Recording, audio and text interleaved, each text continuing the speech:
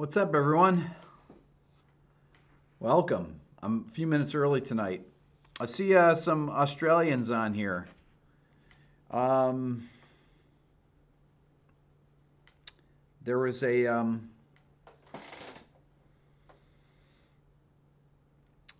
woman that watched my channel when I first started.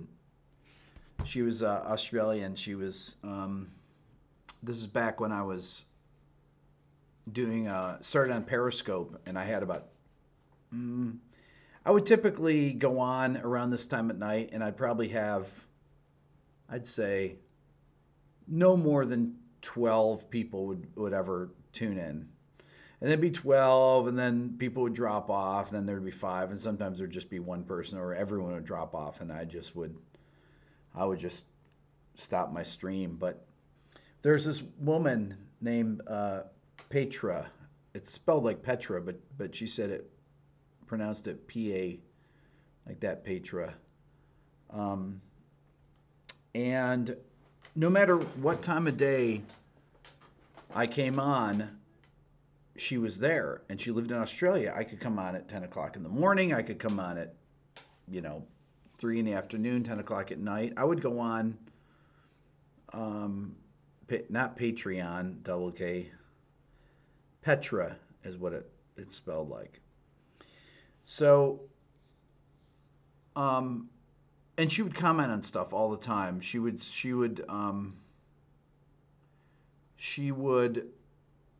do things like, if I talk about a solo, she transcribed a Pat Metheny, part of a Pat Metheny solo. She was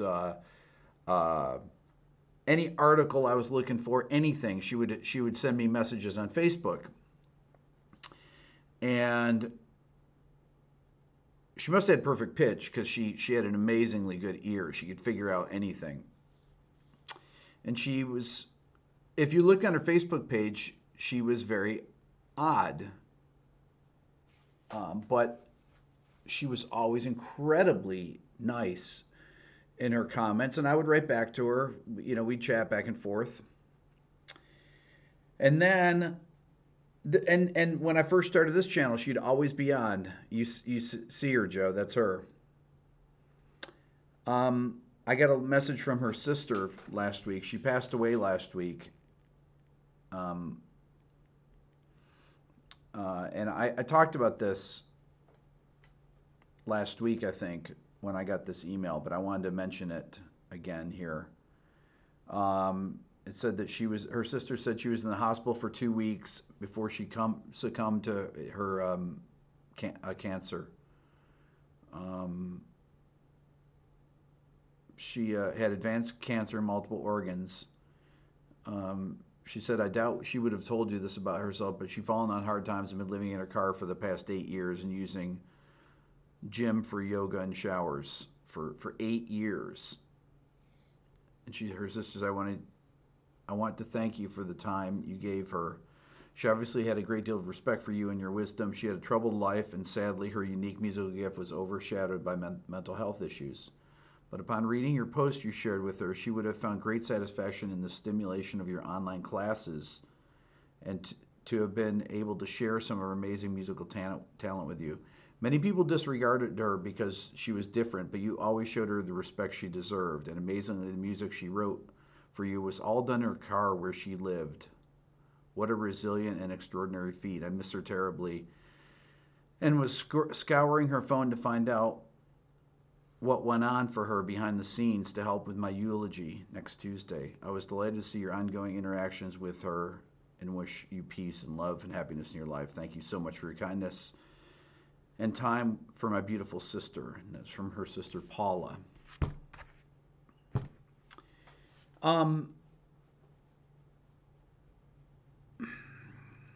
That was... For any of you that followed my channel early on, you definitely saw her. She was on every single live stream. Keith, you remember her comments. She always had great comments. So, there were pictures. Her pictures were always from her car. And I never spoke to her. I never chatted with her on FaceTime. I remember saying to her, I had a raffle or something, or some type of a thing where I played, I had some chords or something that I played on my Instagram, and and the winner was got to have a Skype with me or something like that. So, um, anyway, she won. She got this really hard polychord, and I offered to Skype with her, and she said no. And I remembered all of her pictures of herself. All her selfies were taken in a car. So, anyways, hey Peter. Um, she was always on the chats, always. And then I stopped hearing from her probably about 6 months ago. And but she was there right from the very, very beginning. Before, I mean, a year before I I would go back to the first message from her. She would send birthday wishes to the kids, things like that. My first message from her was on here, and I know that I heard from her on Twitter because she wrote to me on Periscope, and she said, "Hi Rick, I missed your first." This is back in early 2016. I missed your second live Periscope broadcast.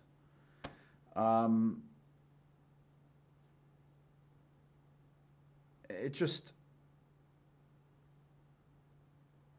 was, it was great. She told me how to save my videos on Periscope. Anytime I had a question, I don't know how old she was. She was probably maybe a little bit younger than me.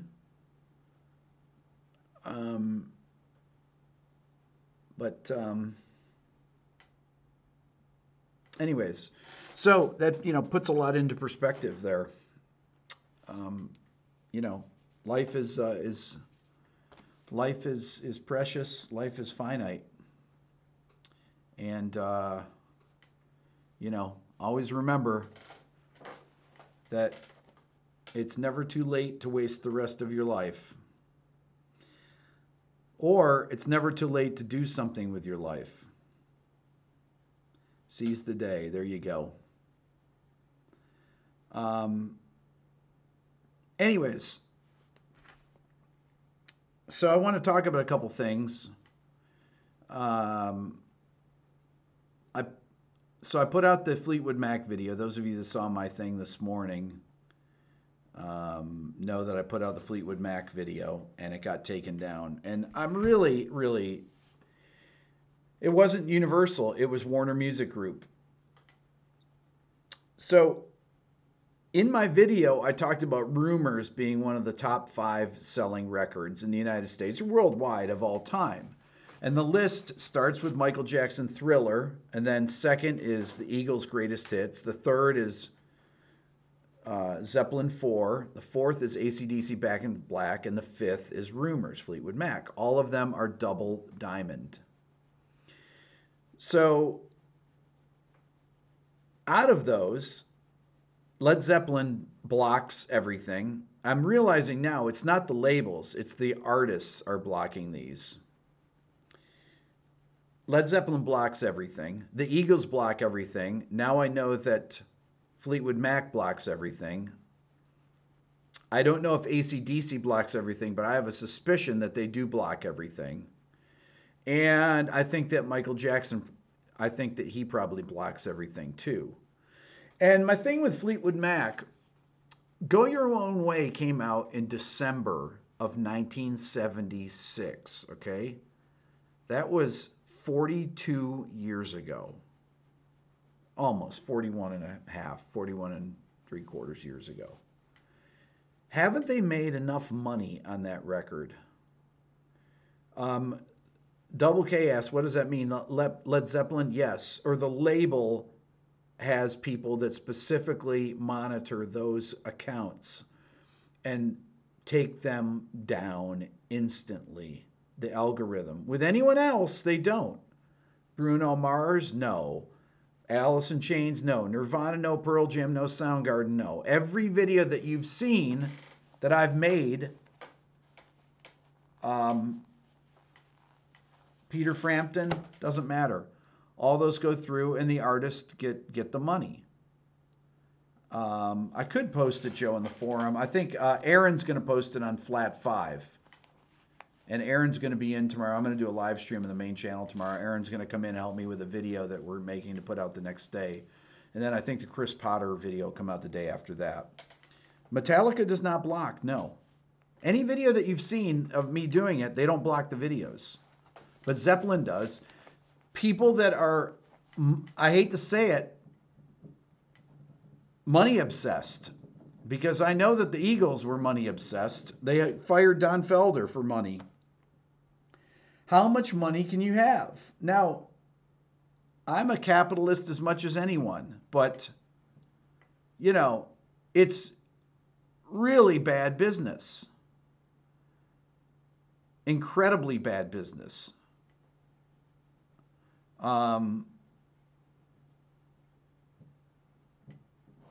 It is. I mean, it's really bad business. These are a benefit. No, who is buying these records nowadays? No one is buying records. How do they think that Lars, I just saw that, Scooby-Doo, Lars probably learned. He learned his lesson. I am a capitalist. Come on. I've got no problem with people making a living off stuff, but it's bad business to do this because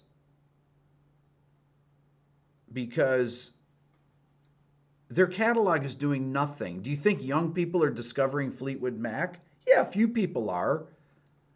But these people live in the past, just like ECM. Matheny and Jarrett are blocking the videos. I don't know if everyone else is. I mean, I'm wondering, I said this the other night, if I put Chris Potter's ECM record, a clip of it, and my interview with him, and it gets taken down, what would that say? I mean, so somebody sent me a fair use disclaimer. People said, oh, somebody said, this is a way around it. Somebody emailed me and with a copyright fair use disclaimer, put it in the, he told me to put it in the description. So I uploaded on this channel, I re-uploaded the Fleetwood Mac video, unlisted. Got taken down immediately with a disclaimer. That was the only thing on the video. There were no tags, no nothing.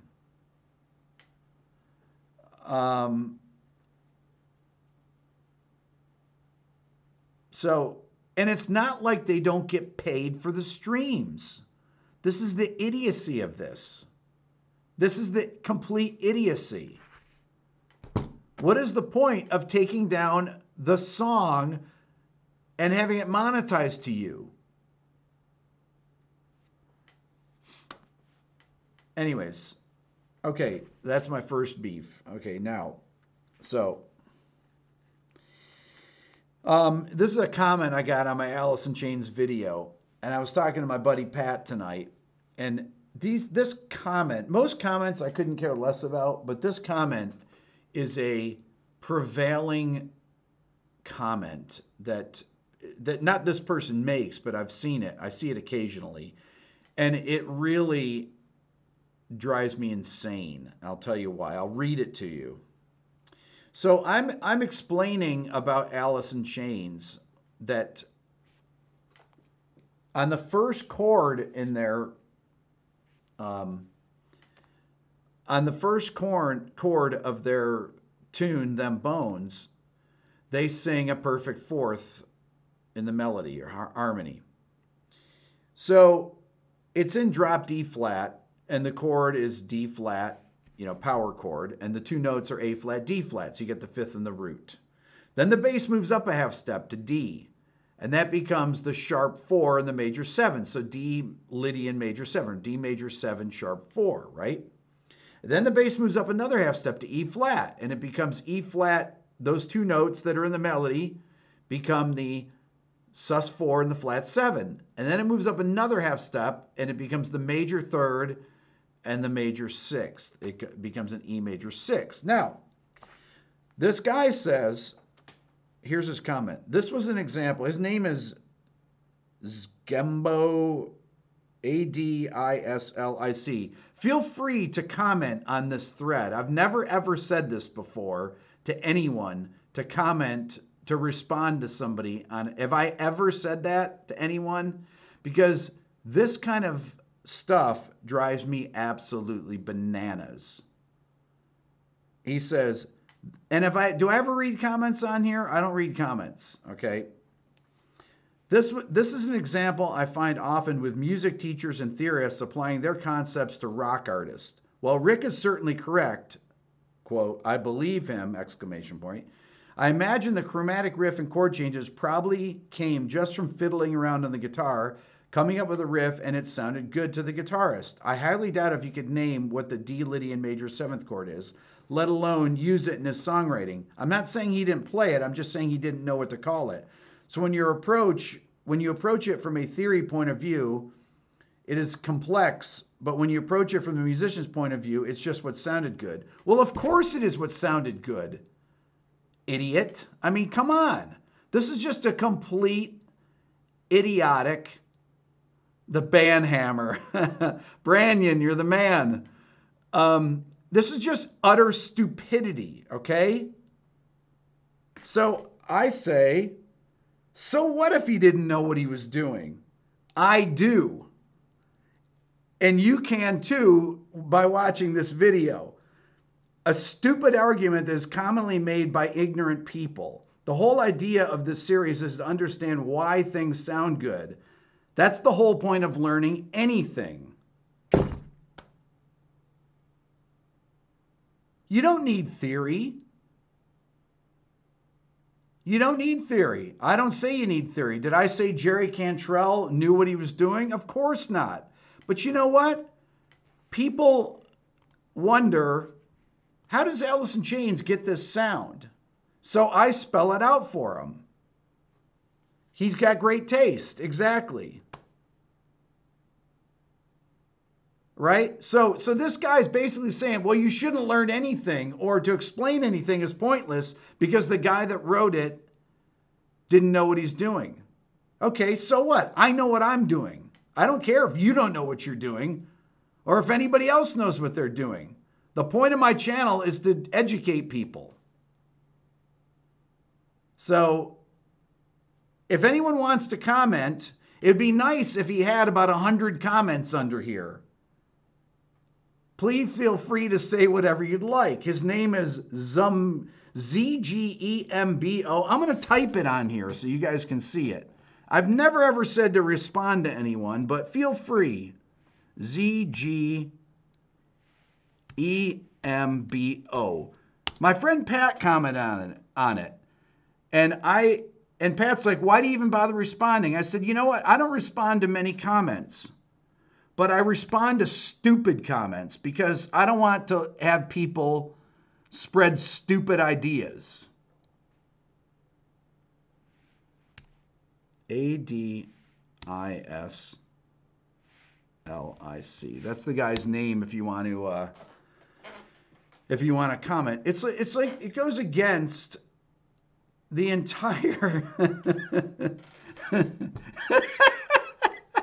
Stanley, tell him if we need to know how to get Cheeto crumbs out of our keyboard, we'll get back to him.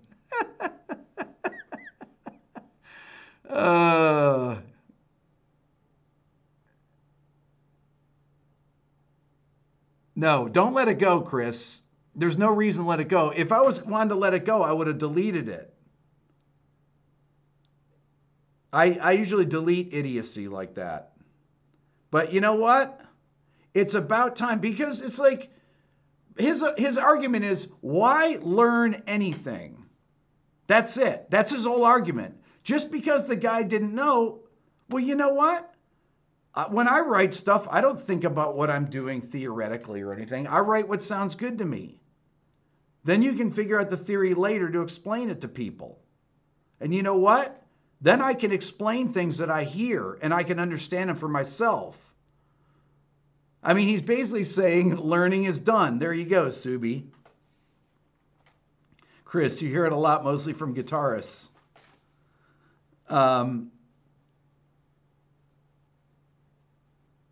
Ignorance plus arrogance. Exactly.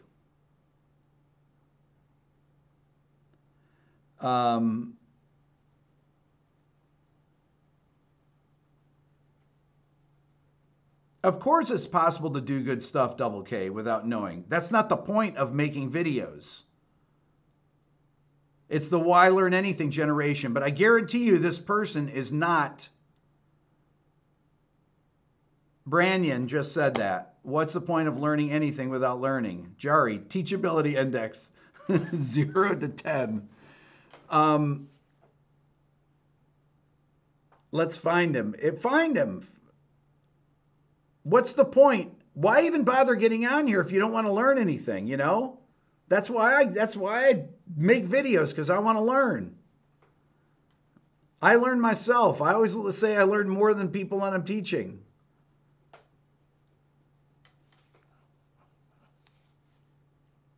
And that's the article people use with the Beatles. And I always say, Craig says it there, George Martin knew what the Beatles were doing. I mean, it's ridiculous. It's totally ridiculous.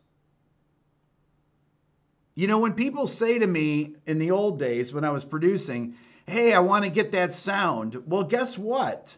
Guess why I always worked as a producer? Because I knew how to get those sounds. Why? Because I was able to learn. Because I could listen to something and I knew what it was. Okay? I mean, you know, I can recognize a maraca from a tambourine, or I know with that Alice in Chains uses those kind of harmonies. There are pro guitarists who say that they know no theory. Okay, so what, Double K? Who cares? You know, so what? People say Wes Montgomery didn't know music theory. Well, they mistake knowing music theory for being able to read. But if you see Wes explain, I've said this before, anyways.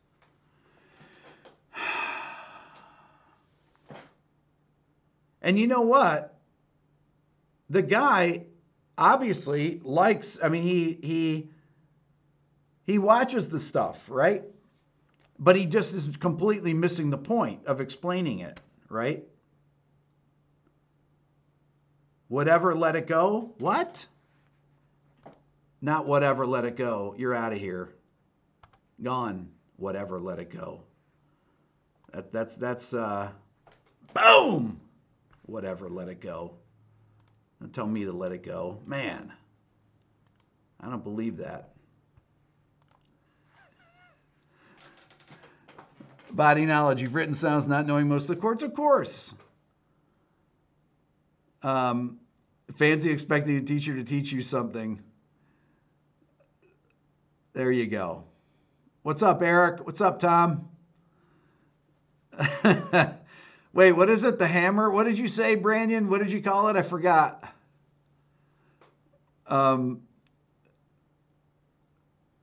Man. My friend Pat responded to him. Don't let idiots ruin your day. You know what? Idiots don't ruin my day. The band hammer. I love that. Don't tell me to not let people ruin my day. Nobody ruins my day over a dumb comment. I mean, man, don't let them ruin your day. They don't ruin my day. I had a great day. Kinch. Bad comments do not, SB. They get responded to. Ask Tom. Tom, tell him. Tom watches. Tom watches my comments. See, I know Tom reads my comments. Kinch. People who say Wes knew no theory, it's like Train didn't know which end of the sax to blow into. Thank you. Man. But my friend Pat said the same thing. I called him up, or he called me up, and I'm talking, and I was like, really, check this comment out. And Pat's telling me, oh, don't worry. Why do you even care about that? And I said, Pat, because I care, because that's just stupidity. And instead of deleting the guy's thing and banning him, I'm going to actually respond to him.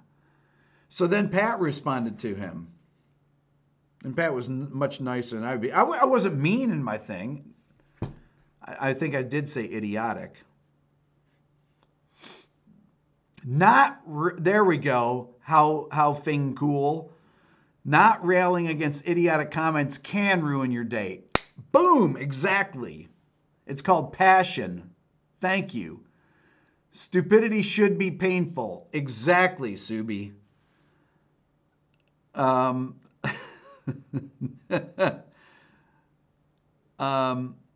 Does Alice in Chains always use fourths in their tunes? They use a lot of fourths, but they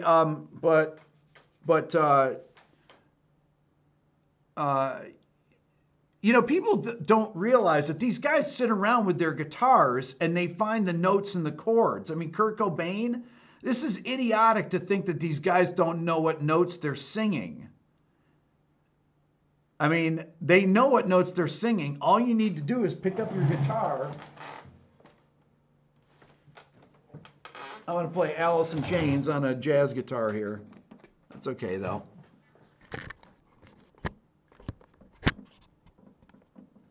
All they need to do, this is a half step above.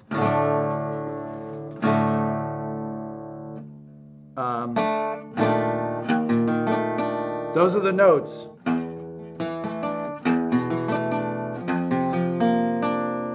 Sorry. So that's the chords. All he's doing, he's playing the notes in the chord.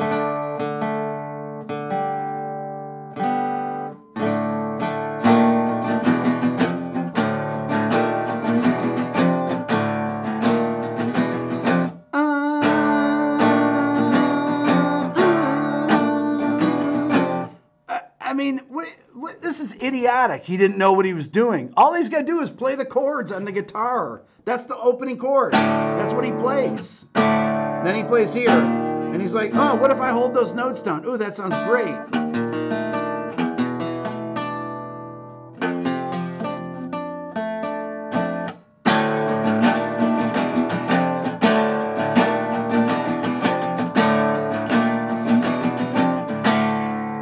Forget it, right? That is amazing. That's why I love Alice in Chains. Them bones, baby. Where do you think Radiohead got everything in its right place from?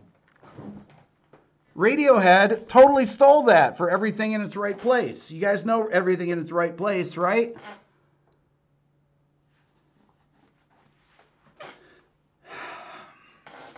So it's like a pedal. Exactly. Exactly. So you don't have to know the theory of it, but he's playing the stuff on the guitar. It's just the same as knowing the theory. You just play the notes and know those notes work, and he uses his ears. I mean, it's ridiculous. Anyways, right? Banhammer. So anyways, I don't let comments like that. I'd say probably, I can't remember the last comment that I read like that, because you know what? It wasn't even that negative of a comment. It's just peddling nonsense for the sake of writing a comment. There was one other person that commented in there that went on, and he was what I call a comment spammer. Somebody that comments, gets in arguments, trolling people so that they get as many responses from people so their comment rises to the top. So, Tom, you know very little about theory and you write for complicated orchestral pieces. Right, exactly. You don't need to know about theory for this, but people can learn things by having them explained to them, you know? And having theory and just saying what notes they are, the chords, can say, you know what, that worked in that song. What if I did this in that song? I've perfectly analyzed 90% of any comments section. It's 7-8, not 7-4. There's no difference. It depends on how you count it. 7-8, 7-4. The Beato book explains it all. Branyan, you are right. Get the Beato book for those of you that haven't. You probably all have it on here. But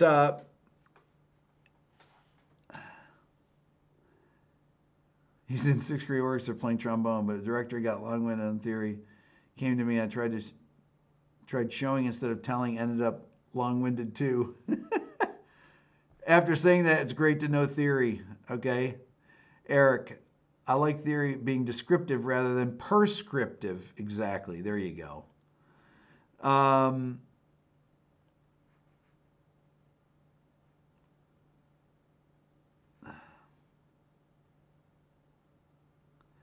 Greetings back to Russia.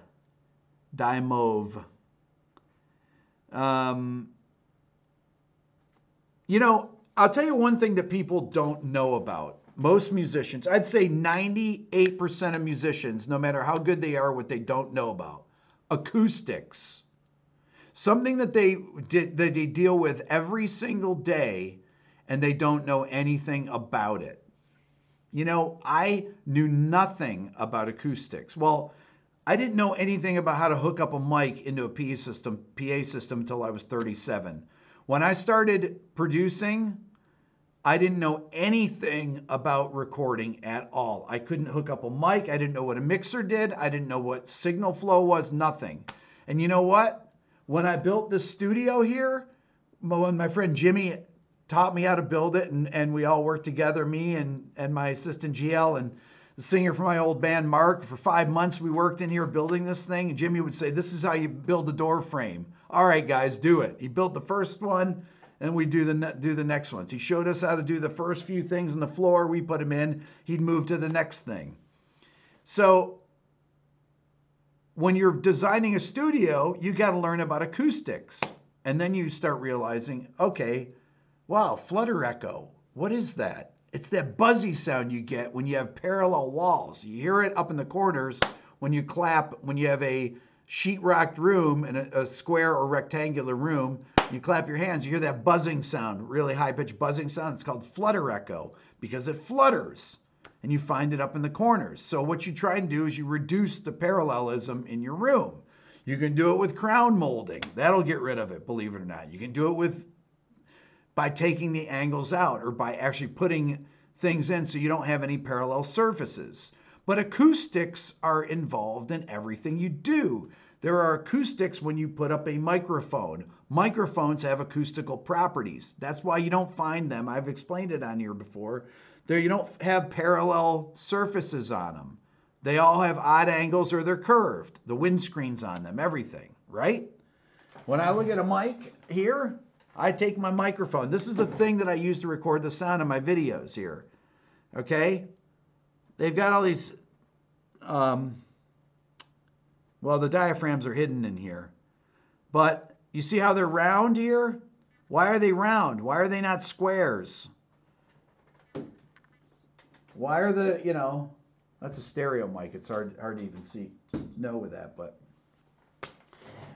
Typically, mics have weird shapes to them. I'll show you one here. Let me find a mic. Hold on.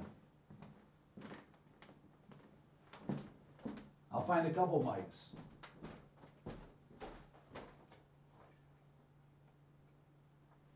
I'm coming back.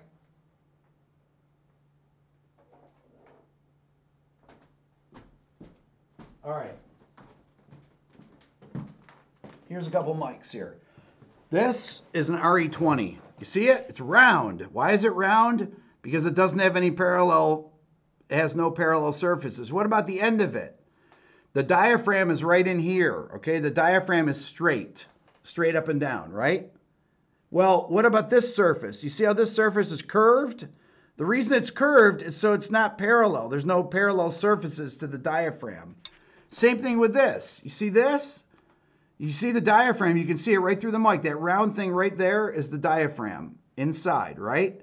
Does it have any parallel surfaces? No. You see how they splay out, those two sides right there? They're not parallel. See, it's narrower up at the top than it is down here. No parallel surfaces. Okay?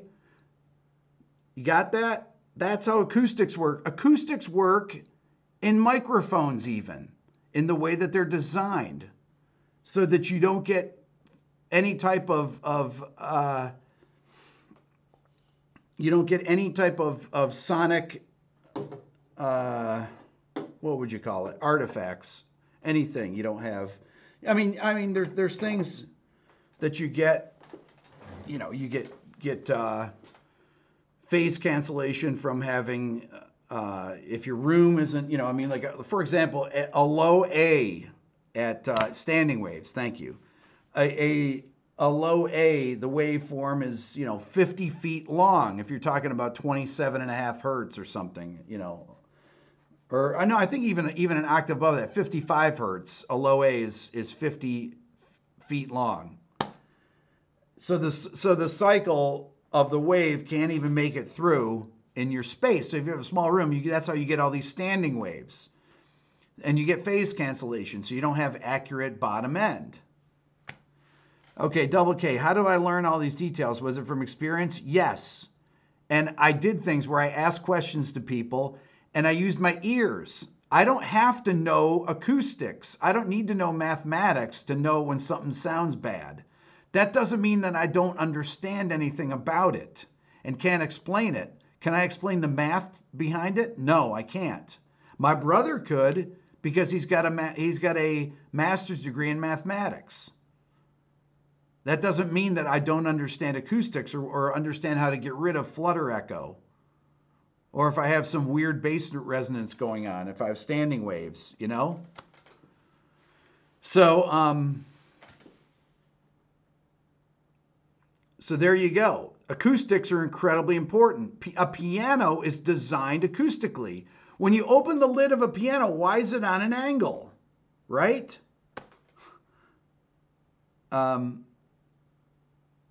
So you're saying you learned all this, Tom? Yeah. I mean, yeah. I learned all of it.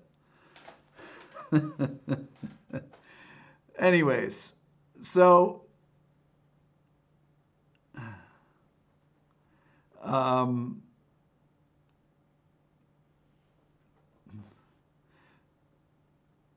practical course using bass traps and diffusers.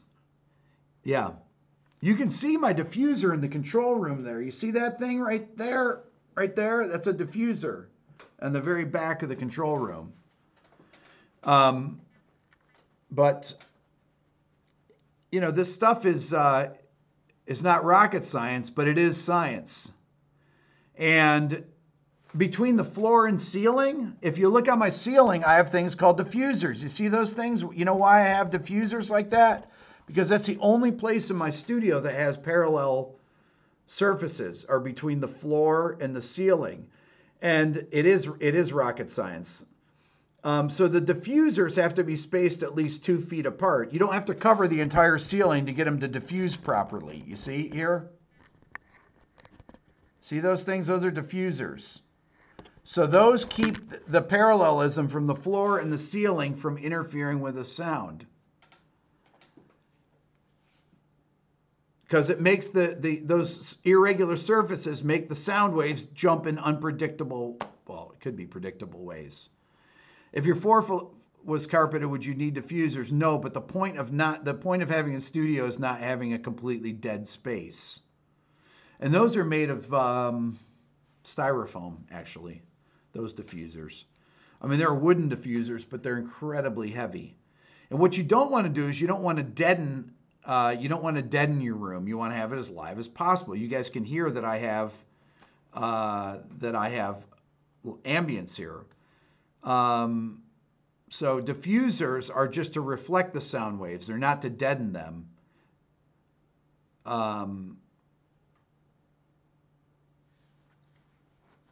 What kind of music would I like to record next in the studio? Nothing. My videos. Brett, your buddy covers room in foam. Sounds horrible. Of course it does. The worst thing that you want is a dead room. You have absorbing things, okay, and you have diffusing. You have absorbing and diffusing. These things I have right here that you guys see in the background right here, these right here, this gray, those are absorbing panels. All that, those are panels that are covered by this fabric I've talked about on here before. It's called Guilford of Maine acoustical fabric. Those are stretched over Owens & Corning 703 compressed fiberglass, 1-inch compressed fiberglass, right? And that compressed fiberglass is super dense and it absorbs a lot. Rob is right. Now the fabric has to be able to, air has to be able to go through the fabric. So if you're trying to, I've mentioned this before, if you're trying to cover Owens & Corning, if you're trying to cover 703, you have to be able to blow through the fabric and feel the wind on the other side to know that if it's acoustically transparent. It needs to be acoustically transparent. And when I built the studio, I bought 3 bolts of this stuff, which is incredibly expensive. But I wanted to, if you're going to build it right. Sound waves need air. They need a porous, and they need something porous to go through to be absorbed by the absorbers. It's like a pop filter, exactly. It's exactly what it's like. So, so you want your rooms to be as live as possible, but with no standing waves or flutter echo. So this is, did I ever spend a bunch of money and figure out that it was a mistake? It sounded bad. Yes, the control room sounded terrible when I first built it. It was too dead. So we had to, that's why we built that back wall, which has all this red oak on it. The diffuser's built of red oak. And we took out some of the panels and we put up pegboard. Pegboard's what they have at Abbey Road on the walls where the Beatles recorded. If you ever see it, it's got a bunch of little, pegboard that you'd put in your dad's basement shop. My dad would have things, these little hooks that would be in the pegboard, and he'd hang things up. And they did that because the air could go through that. And they had these big, huge pegboard walls, 30 feet high, painted white. That's what the Beatles recorded in all the time. And a lot of times if you put that sound deadening material, either 703 or rock wool or whatever you want to use, those certain sound waves can go through, and that's better for mid-range absorption. Anyways, S-hooks, exactly. Pegboard paneling, how chic. That's exactly what it is.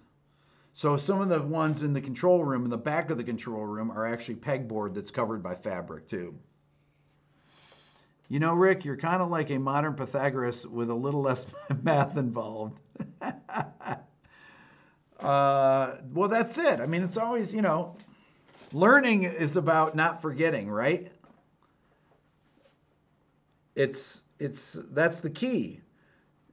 You just have to not forget anything. What's behind the pegboard? Sheetrock, some of it.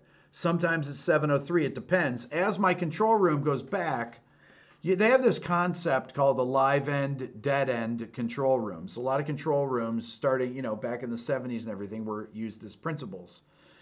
And there's no parallel walls in there, but the dead end is the front of the room and the live end is the back of the room. Typically you have diffusers in the back of the control room to deflect any of the standing waves, deflect those sound waves so you don't get standing waves. So it took a long time to get the control room sounding right, but that's one thing that you don't know typically as a musician. You don't know about acoustics. That doesn't mean that you need to know mathematics and be able to understand it on that level to be able to learn about it. So there's my point about that. Like, why does a piano have sound holes? Why does a guitar have sound holes? Do you ever notice the guitars have bracing on there? Do you know why they have bracing on the inside that goes all around and it's at an angle? So it doesn't have standing waves in it. Is a vocal booth okay to be completely dead? Yes. But they're better sounding, Ray, if they have some type of ambience to them, a little bit. If you have dead walls and a hardwood floor, it's a lot better. because then you can always put an area rug down. Did somebody realize about my guitar thing I just said? You ever see the inside of a guitar? How it has the bracing around the edges of it? How it's glued? Those braces are glued to the top. There's acoustics that are going on. You know there are braces underneath the top too? Those braces break up standing waves. Think about it, right? There's no parallel surfaces on the inside of an acoustic guitar because of those braces around it. People figured that out years ago. They didn't need to have degrees in mathematics. So, there you go. What's up, two takes? Andre. Or violin. There you go. You thought it was to support the top while allowing it to vibrate. It is also. It performs two functions. It keeps the guitar. Why is a violin top curved? Duh! Why are jazz guitars curved? Right? Why is the top of this guitar curved? You see how it's curved? Can you see that? It's not flat. You know why? Because it sounds better. There's no standing waves. You can see it has a curve to it, right? Because it's meant to be acoustic. It has F-holes. Whereas solid body guitars, it doesn't matter. So they look good. Or a cello. Exactly. Why are the bows round and not square? F-holes. Why aren't they rectangular holes? You know, why are they odd shaped? Anyways, all right. I mean, there you go. It's resonance.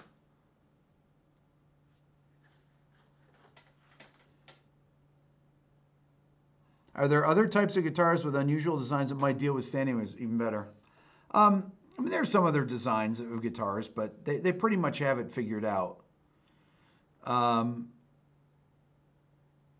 They tried every shape until they found the one that worked. Exactly.